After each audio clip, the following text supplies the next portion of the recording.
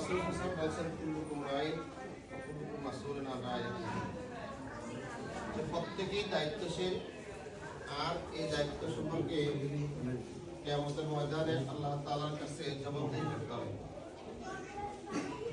আমরা যেমন আপনি বা আমি আমার পরিবারের দায়িত্বশীল, যিনি মাদ্রাসা পরিচালনা করেন উনি মাদ্রাসার দায়িত্বশীল, আবার যারা কমিটিতে যারা আসবেন তারাই মাদ্রাসাটাকে চালানোর জন্য তারাই দায়িত্বশীল।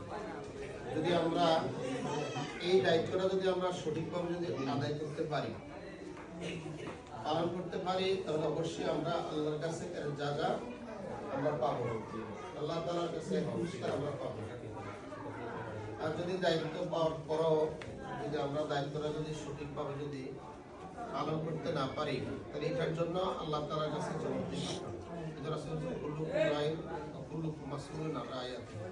প্রত্যেকেই দায়িত্বশীল আর দায়িত্ব সম্পন্ন কিয়ামতের দিন আল্লাহ তাআলার কাছে জবাবদিহি করতে হবে। সম্মানিত উপস্থিতি, সবাইকে তো আর এই দায়িত্ব দেওয়া সম্ভব হয় না।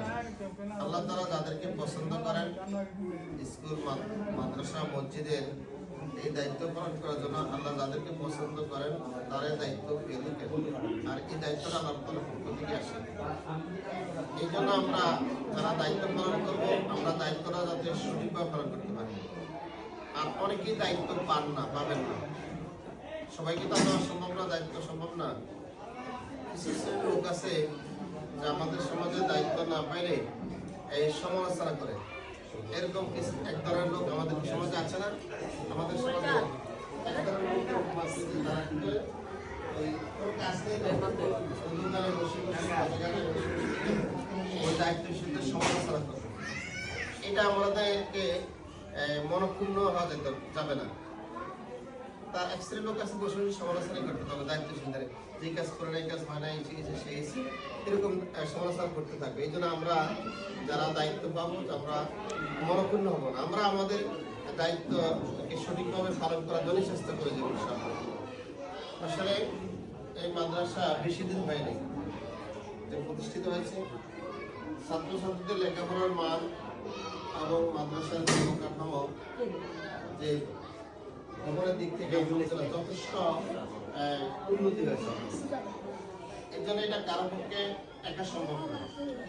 আমাদের দেশের কারো অর্থ লাগবে, কারো শ্রম লাগবে, আবার কেউ কোনো লোক আছেন যারা শ্রম দিতে পারে, অর্থ দিতে পারে না, তারা বুদ্ধি দিয়ে সহায়তা করতে হবে। ভালো কাজে বুদ্ধি দিয়ে ছাত্রছাত্রীদের লেখাপড়ার মানও উন্নতি হয়েছে, কথা ঠিক না?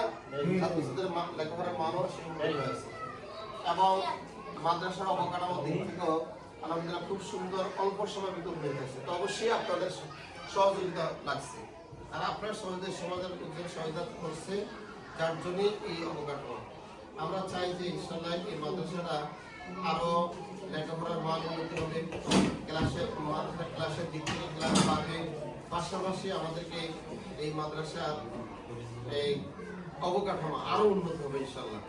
আমাদের ফারুক ভাই আছে, আপনাদের মোতাবেক উনিও খুব যোগ্য লোক এবং যে কোনো কাজে অনেক দক্ষ, অনেক জ্ঞানী এবং অনেক দক্ষ। তা আমরা যারা আছি আমরা ওনাদেরকে সঠিক পরামর্শ দেব, সঠিক পরামর্শের মাধ্যমে যাতে করে এই কাজগুলা সামনের দিকে এগিয়ে যায়, এই উদ্যোক্তা আহ্বান আমি আপনাদের কাছে রেখেছি। সবচেয়ে বড় কথা হলো দায়িত্বটা আমরা সবাই আসলে আমরা যারা প্রতিষ্ঠানের দায়িত্ব থাকি, কমিটির সদস্য লাগে অথবা সর্বোচ্চ 11 জন বা 13 সদস্য এভাবে হয়, কিন্তু এই জন্য সমাজের সবাইকে তো নেওয়া যায় না, সবাইকে নেওয়া যায় না। এই জন্য যারা দায়িত্ব পাবেন তারা সঠিকভাবে সুন্দরভাবে দায়িত্ব পালন করে যাবেন, আর যারা অনেক কাছে দায়িত্ব না পাওয়ার কারণে